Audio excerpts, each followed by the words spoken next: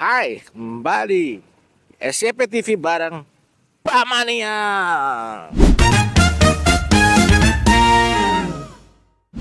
Hahaha. Oke, pilkada semakin mendekat. Ya, Pilkada Jakarta 27 November 2024. Ini semakin hari semakin hangat, semakin panas tentunya.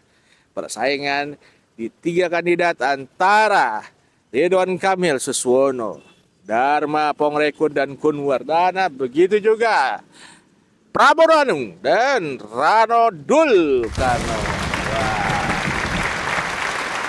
Jadi perkembangan pilkada kali ini sangat-sangat luar biasa pesat. Saya dapat informasi ya bahwa Prabowo Anung dan juga Rano Dul Karno ini semakin menyala. Kenapa begitu? Karena pergerakan semakin nyata, makin turun ke bawah, turun ke lapangan, bertemu dengan warga, ya kan? Dan juga menyerap aspirasi. Bahkan udah ada yang diberikan solusi. Dalam arti kata apa? Ya, secara nyata dan secara terang-terangan, Rano dan juga Pram ini membantu warga dalam menyelesaikan persoalan-persoalan mereka. Luar biasa.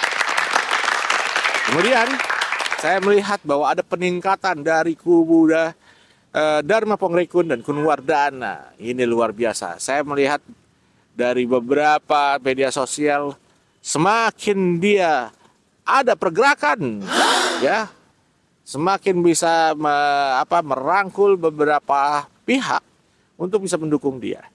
Nah, ini yang saya sempat bahas bahwa Dharma Pongrekun ini ya bisa dibilang dia punya strategi yang luar biasa cepat mungkin untuk bisa dikenal dan juga untuk bisa diterima oleh masyarakat Jakarta. Ya, kita bisa flashback ke belakang. Siapa sih Dharma Pongrekun ini? Sebelumnya dia tidak dikenal siapa-siapa, tapi muncul dengan teori konspirasi dan bumi datarnya, ya kan? Kemudian teori konspirasi dengan COVID-19. Nah, itu strateginya Dharma Pongrekun. Oke, dia cepat banget dikenal karena hal-hal yang berbau konspiratif. Wow. Keren. Kemudian kalau pergerakan nyatanya saya sih melihat ada ya, cuman nggak signifikan ya, gitu.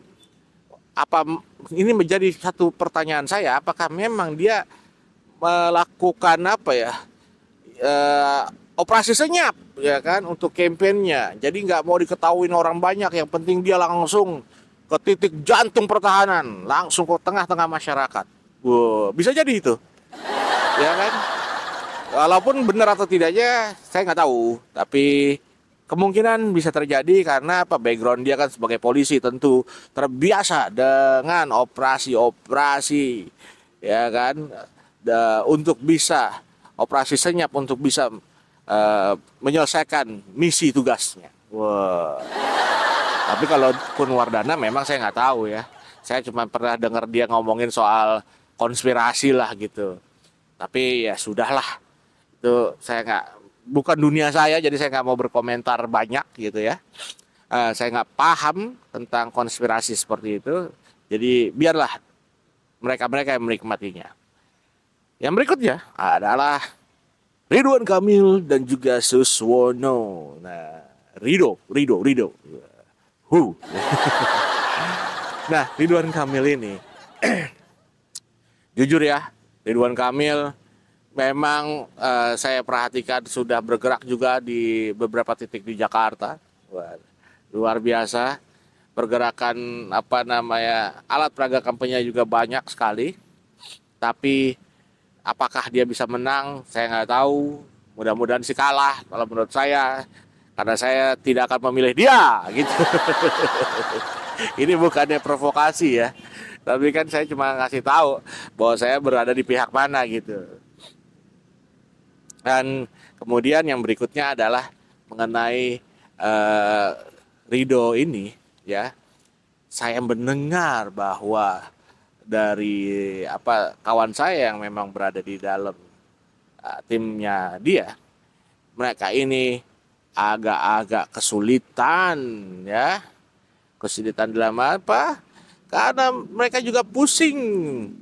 Kesulitan karena angka survei tidak naik-naik.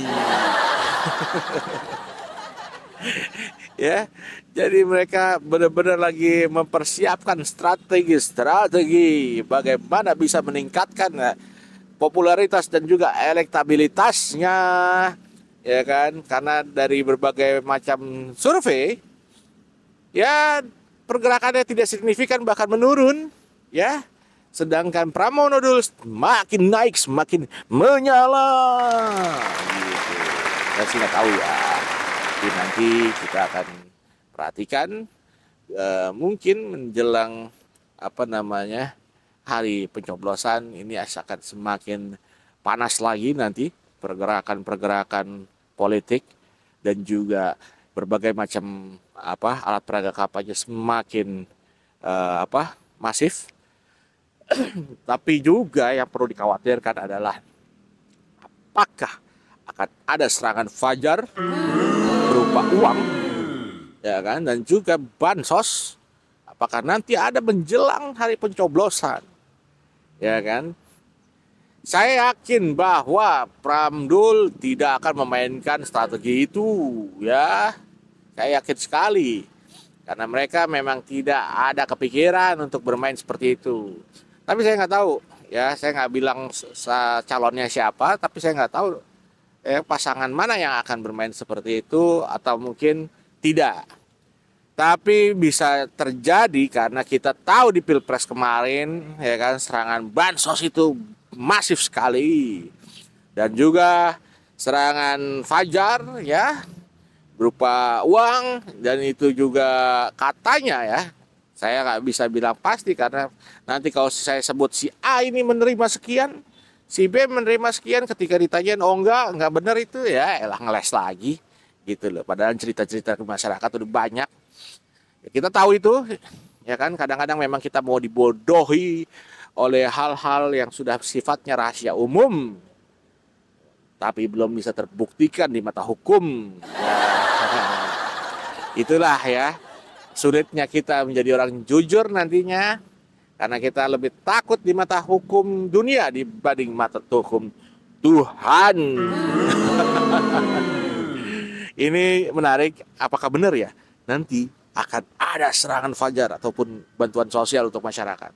Saya cuma mau ingetin sama masyarakat, ya, sama warga-warga yang mungkin nantinya mau terima atau tidak. Itu bukan kewajiban saya untuk memaksakan tidak menerima itu. Saya cuma bisa menghimbau bahwa jangan menyesal kalian karena cuma terima puluhan ribu atau ratusan ribu. Kalian bisa konversikan itu dalam 5 tahun, itu bisa jadi berapa? Atau mungkin bansos senilai berapa ratus ribu. Nah, coba dikonversikan jadi berapa tahun dan berapa hari itu. Itu pakai logika kalian, ya. Saya tahu bahwa oke, perut harus kenyang, tapi perut kenyang cuma 1 hari, bos. Ya, kita harus mikirkan bahwa ini masa depan ini bukan cuma berkaitan dengan hari ini atau hari besok, tapi besok hingga berapa tahun ke depan, gitu. Bukan besok dalam konteks 1 tahun 1 hari 2 hari, tidak, gitu. Oke. Jadi dipikirkan baik-baik nih buat teman-teman warga masyarakat Jakarta, ya. Jangan terenyuh. Bahkan kalau misalkan ada yang ngasih duit kayak gitu, justru jangan dipilih. Ambil aja duitnya kalau mau merasa butuh sekali, ambil, ya kan. Tapi jangan dicoblos sama sekali karena itu justru yang membuat kita semakin bodoh, semakin gak maju, gitu, ya. Itu aja sih pesan dari saya. Semoga tayangan ini bisa membantu mencerdaskan para penontonnya. Jangan sampai kita dibodohi terus, oke? Jangan lupa nanti di 27 November pilihlah Pramono Anung dan Rano Dulkarno nomor 3. Terima kasih.